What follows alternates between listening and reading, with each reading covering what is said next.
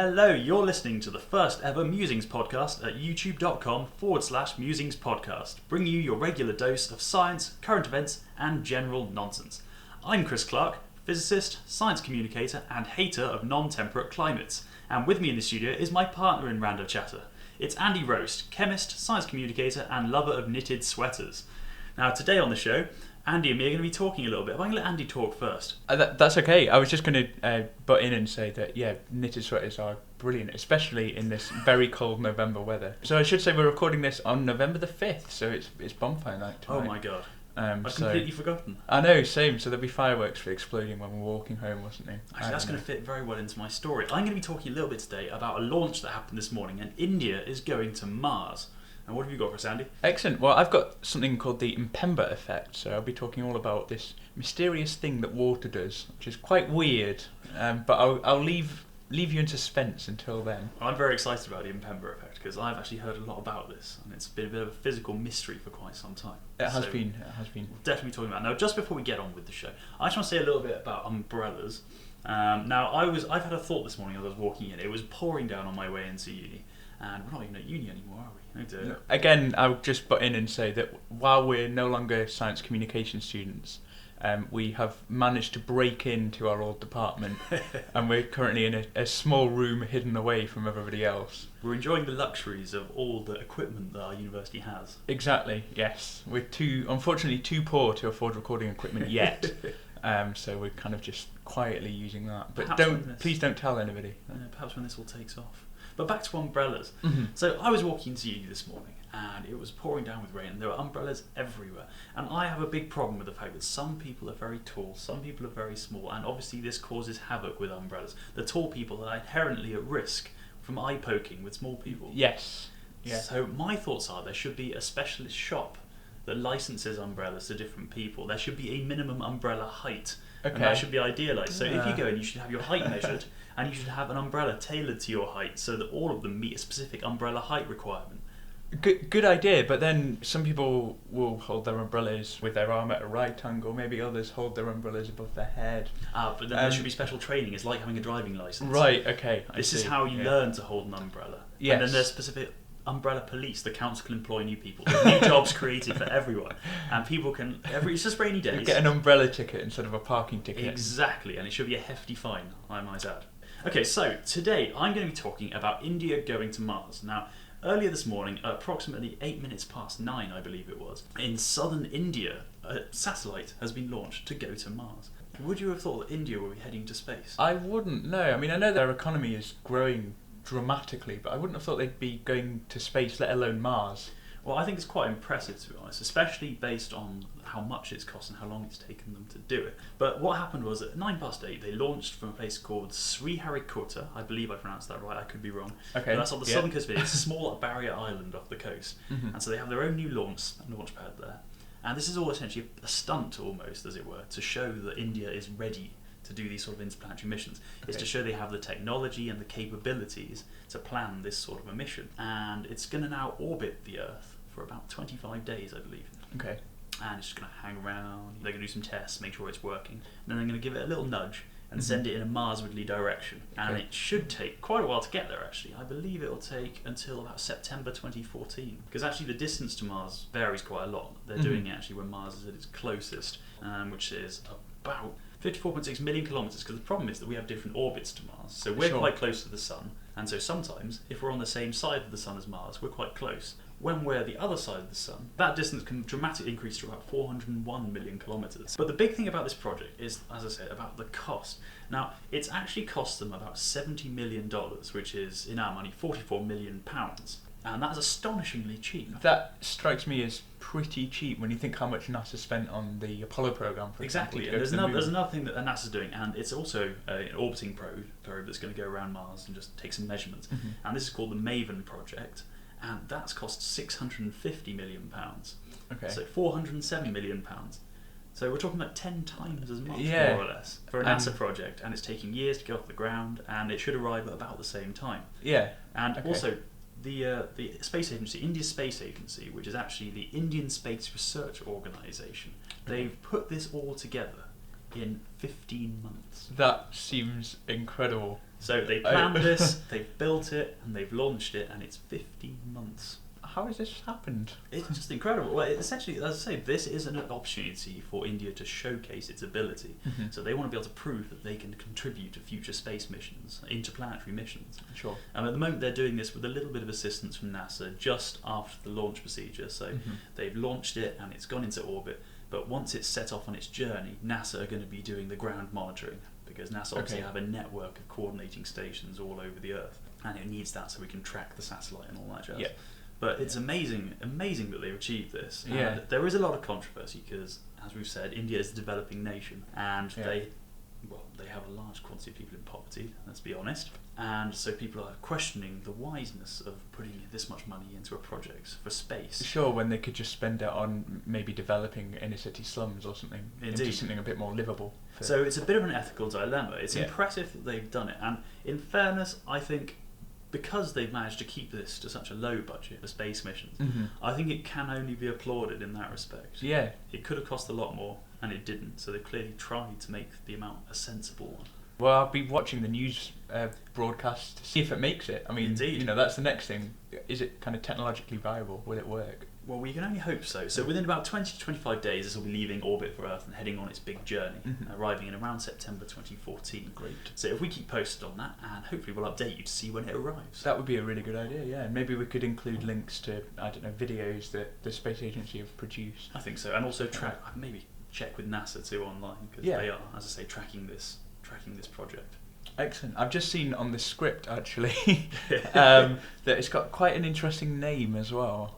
Oh yes, the name of the project. So usually they're very creative with their names, these space agencies, and it's called the Mars Orbiter Mission, or MOM. Okay. And as you can see, that's very creative, standard scientific jargon, and it's really exciting. However, the press have started calling it the Mangalyaan. Okay. If I pronounced that correctly, the Mangalyaan, which unfortunately it sounds very exciting, but it just translates to Marscraft in English. So to be honest, the media have been just as uncreative as the scientists in this one. I like to think they should try a little harder. So I think this is a great opportunity for our listeners to perhaps post some comments below this video on YouTube. Idea. Maybe come up with some great names for the Indian Marscraft. That sounds good. Maybe like puns, will they be? Some good puns I think would be very good. Okay. Nothing offensive, please, everyone. Let's keep it nice and light-hearted and some fun, happy puns. Good idea. Yeah, that would be great. And we will read out the best ones on the next show we do. I think so. Thank you very much, Chris. Okay, well, I thought I would start with a little experiment. Now, are you ready for this? I think so. You think so? Probably not. Good. Well, we will see. We will see. What I want you to do is to pour some cold water into a tray and pour some hot water into a tray as well. Into the same tray? Into a different tray. Okay, two separate trays. Two separate trays, one cold, one hot water. Got it. And then put both trays in the freezer. Now, what do you think will happen next? Well, I would intuitively assume that both would freeze eventually. I would say the cold would freeze first, followed by the hot, maybe half an hour later or something like that. Exactly. Depending on the temperature. That makes sense. You're freezing something, it gets cold, you'd think the thing that was closest to cold would be frozen first. Completely agreed. But actually you would be wrong if you said that. The hot water should freeze first. Now, I don't understand this effect. I never have. I think this has been a bit of a mystery to quite a lot of people for quite some time. It has, yeah. I mean, it's incredibly counterintuitive. It's known as the Mpemba effect, after the Tanzanian student who discovered that hot ice cream mixture weirdly freezes quicker than cold ice cream mixture. What was he doing with hot ice cream mixture? Well, I'm not sure, but he was. It was while he was at school. Actually, he was in 3rd grade, so I don't know, maybe 13 or 14, maybe. And he must have been doing food class or something. And this was in 1963, and he noticed that the hot ice cream mixture was freezing quicker than the cold ice cream mixture. And he made the observation, but didn't explain it. A few years later, after passing his O-levels, he was in a different school, and he was lucky enough to go to a lecture given by a physicist from University College in Dar es Salaam. Okay. Hope I pronounced that right. Let's go for it. So this was a brilliant opportunity for him to ask why hot liquids freeze quicker than cold liquids. What do you think may have happened next? Well, I assume that maybe the physicist laughed at him, maybe gave him a gentle condescending pat on the head, and perhaps a piece of chewing gum or a bouncy ball to go and play with. Exactly right. And perhaps unsurprisingly, his classmates and even a teacher ridiculed him and kind of said, "You're asking a silly question. What are you asking? Why are you asking this?" But luckily, the professor from Dar es Salaam, who was a guy called Dr. Osborne, went back to his lab and he tried the experiment himself. And he got exactly the same results. So both Dr. Osborne, this professor from university, and Mr. Mpemba, who was still a school kid at the time, he was in sixth form, so he'd have been like 17 or something. That's quite gutsy, isn't it? Yeah, they both published their results. Importantly, experimental results. They were just recording an observation. And they published these in 1969, so a whole 6 years after the observation was first made. Wow. But as you say, the reason why this should happen has remained a mystery ever since. And I really would love to know why that happens. So there have been lots of theories about it, and I remember as a chemistry undergraduate, some of my chemistry professors getting into quite heated arguments about why hot water should freeze quicker than cold water. Some of them came up with the idea that perhaps heated water cools quicker due to a greater temperature gradient. Mm-hmm. That's always the one I've heard, actually. It almost makes sense. You'd have thought a quicker change in heating initially, so you've got something very hot going to something cool, so the outside is cooler. So there's a steeper difference in the temperature. Exactly, and you've got almost like a momentum. Although it still doesn't really explain why it would go down fast and then overtake the one that was cooler in the first place. It doesn't. It's madness. It is.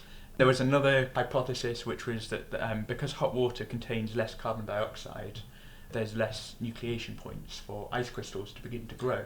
That is an important point. So kind of the ice never gets born.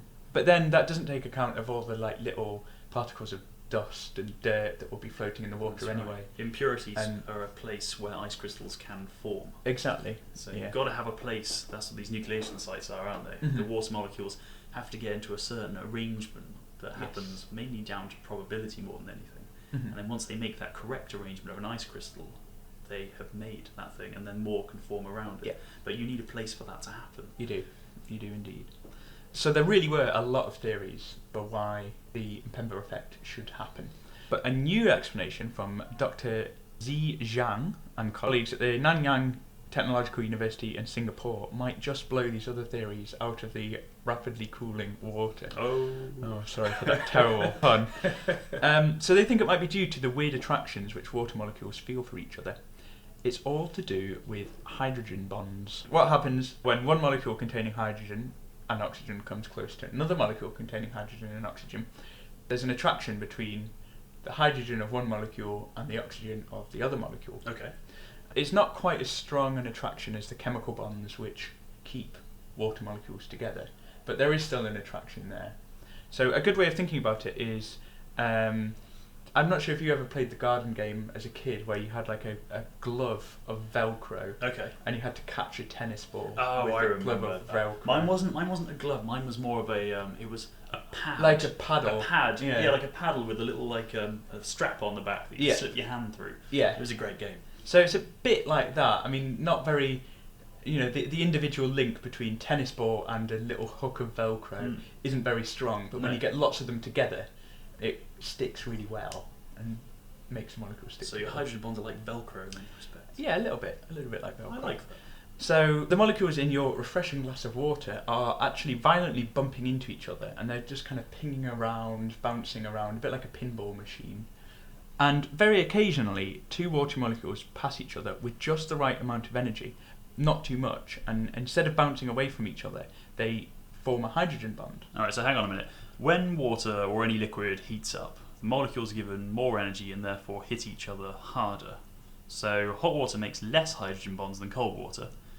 Shouldn't this mean that water molecules aren't as attracted to one another? Since the molecules are less attracted to each other in hot water, shouldn't this mean ice forms slower, not faster? Yeah, I mean, that sort of makes sense, doesn't it? Because hot water forms less hydrogen bonds, the water molecules are less drawn to each other, it should freeze slower. But actually, what happens when hydrogen bonds form in water is they stretch the chemical bonds in individual molecules. So it's a little like one of those little like Stretch Armstrong dolls that you used to get. So you've yeah. got the middle one, which is your oxygen. That's his body. Yeah. And he's got his two arms with his little fists on the end, and that's you've got a little hydrogen on the end of both his fists, and he stretches out when you attach to him. That is an absolutely fantastic analogy, and I wish I had written it. Yeah, it is exactly like a Stretch Armstrong doll. And what happens when you stretch the arms out is you're putting energy into the Stretch Armstrong. So as soon as you release the arms, that energy is then released in Stretch Armstrong. It's in the form pings back. He pings back. When a hydrogen bond forms in water, it actually increases the energy of that water molecule. What Dr. Zhang and colleagues have said is that as the water gets hotter, because there's less hydrogen bonds, it means the molecules are less stretched. So they have less energy. So the molecules have less energy. And this is exactly what happens when water freezes, is the bonds contract again, they move in closer to each other. And they think that this is the reason why hot water freezes quicker than cold water.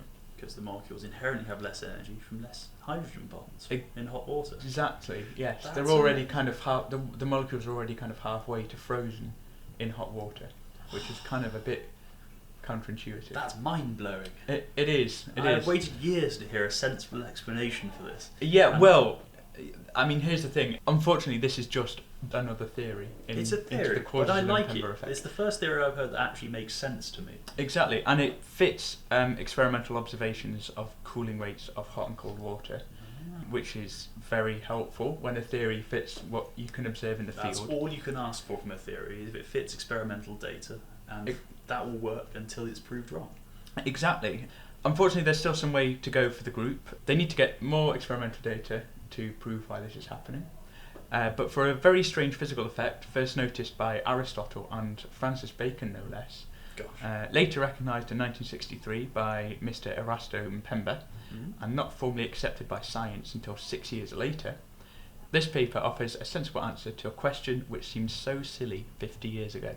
So, Mr. Erasto Mpemba, you have been vindicated Exactly. from your initial embarrassing put down in front of your teachers and students. Congratulations, sir. And he's got an effect named after him, which That's is not kind of bad, every is it? scientist's dream, isn't it? And he was in sixth form. Yeah, I know. I think the closest I ever got was introducing the Clark coefficient of wobble for jellies from my undergrad. No, that is cool. Well, Maybe unfortunately, I do don't that. think that was ever accepted officially by scientific standards. You never know, it might be picked up in 50 years' time. We can only hope so. I can only hope so. Well, that's me for this week. Oh, fantastic. So we're drawing to the end of the Musings podcast, it seems, and I have covered India and space. Andy, you have covered? I have covered the Mpemba effect, the strange ability of hot water to freeze quicker than cold water. And damn exciting it was too. It was great. And so I'm afraid that's all we have time for today, but stay posted for more musings here at youtube.com/musings podcast. And if you've enjoyed this, you may like to stream some of our archive musings from icradio.com, the official radio station of Imperial College London, and that's from our bygone student days. If you enjoyed this podcast, you can subscribe to the channel for future podcasts, and if you have any suggestions for stories to include in upcoming episodes, please write them in the comments box below. And we want your puns as well for the Mars mission. Yeah, let's not forget the puns, and anytime we mispronounce a word, which happens regularly on Musings, we would like you to maybe write a phonetic pronunciation for us so that we don't get it wrong in the future. We've been Musings, and stay tuned for your regular dose of science, current events and general nonsense. Goodbye.